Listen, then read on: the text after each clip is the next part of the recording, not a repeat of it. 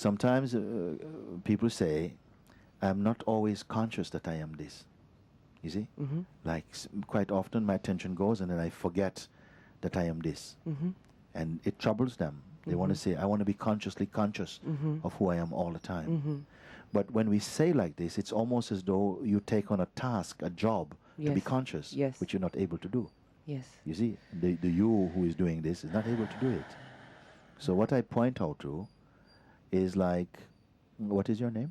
Rotem. Rotem. Rotem. Your parents gave you this name? Yes. Rotem. Okay. So when this body appeared, it didn't come with the name Rotem on it. It had no name. Yes. And some people decide offer name to this child. Yes. Okay?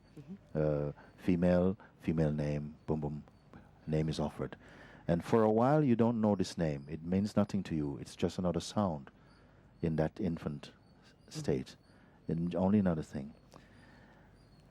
The only time that that name began to register something was when the consciousness behind it could hold the impression of the name. You see? Yes. Yes. The name gets somehow embedded in the consciousness, and the consciousness adopted the name. I am Roshem. Rotem. Rotem. Then okay, and then gradually associate. Okay, I am Rotem. So before that, your name is I. Like our name is I. You say I did this. I, and then I am Rotem. Okay. Now, so that name is not original to you. It came. And once you accepted this name, it stayed with you. You are not anymore consciously remembering the name. Any moment someone says, John, you don't, Rotem, yes? You see? How much time it take you, and you're not actively remembering. In the same way, you're not actively remembering or forgetting who you are. It's only because of the mind why we're saying this thing, that I forget who I am. But you are who you are. Even before remembering and forgetting come, you're that. It's completely gapless. And I just want to say this thing. Maybe the mind tries to understand what that means. It doesn't matter. I am announcing it into your being. And something knows this. And it will do its work, continue. So there's, okay, I hear, and immediately it says, okay, what to do? Then what to do? Yeah, what to do is the mantra of the mind. Yes. What to do? What to do? And so something, this understanding is settling by itself. Okay. It's not the mind's work to make it settle. Okay. It's something inside you is so powerful. It is so mighty. It takes care of everything. It takes care of everything. But because you became unsure somehow, the seed of doubt came, then you forgot your power. And then we're looking to the mind to take up the job. Mind applied for the job. Yes, I'll do it. Yes. And so mind start to do the job not well. Yes. It invents things and predicts and pretends and it feels stuff. like obsession, actually. It has been feeling like obsession. Now it's about this, how to find and how to, And so you, the beingness, the consciousness, began to somehow develop first an affection for the mind. Yes.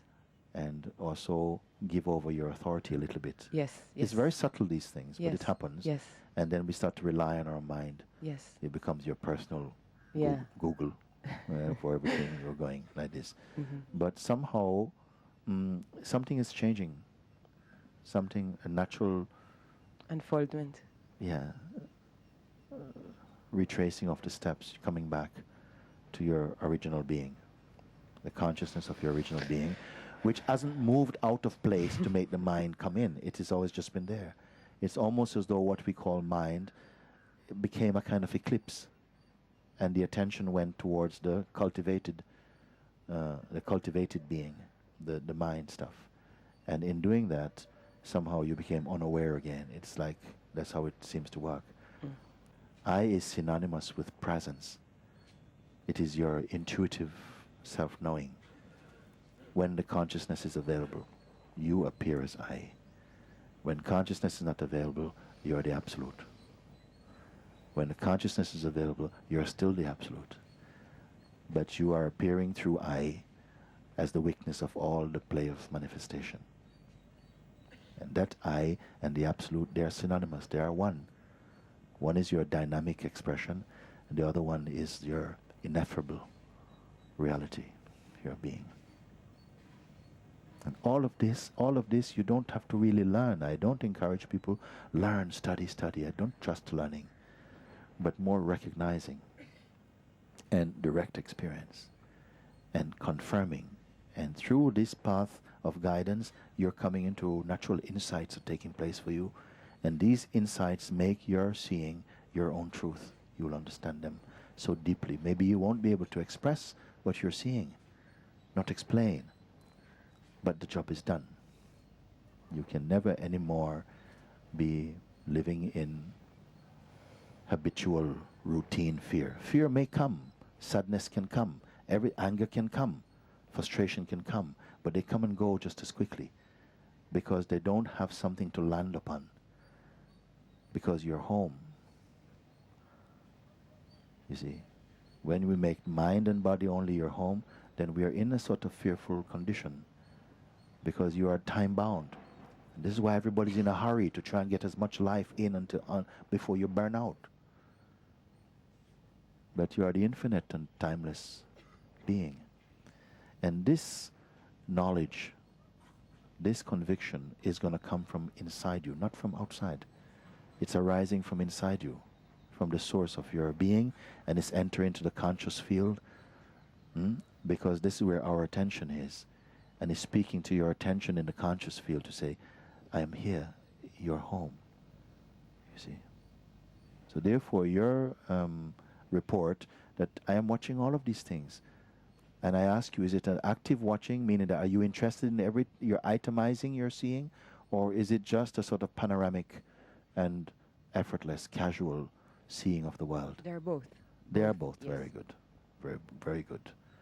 So even when there is an active focusing on something, it doesn't leave the grand seeing. Even that focus seeing can happen without inside the great seeing. Yes. And nothing is lost. Yes. You see? Yes. It's just a natural functioning of consciousness. I see that. It just doesn't feel like me. It doesn't feel, the identification does not sit there. Yes, yes. Identification doesn't have to. Identification is only a phenomenon. We're watching that. Your identification is not steady, not steadfast. It is constantly, it's like a ever-changing self-portrait.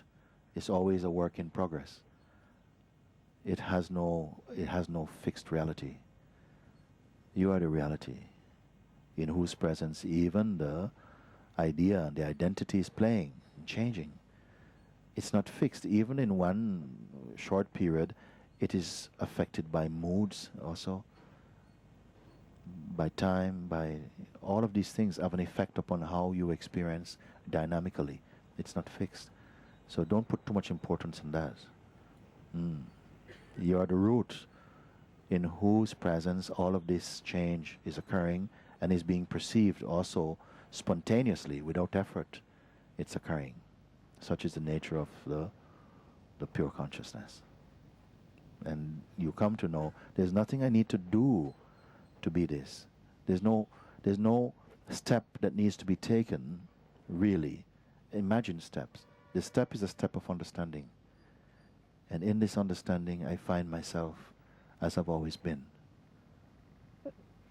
I can't say how I come to know this, but it's deeper than me. I can't write a thesis about it, but I feel something inside is so clear.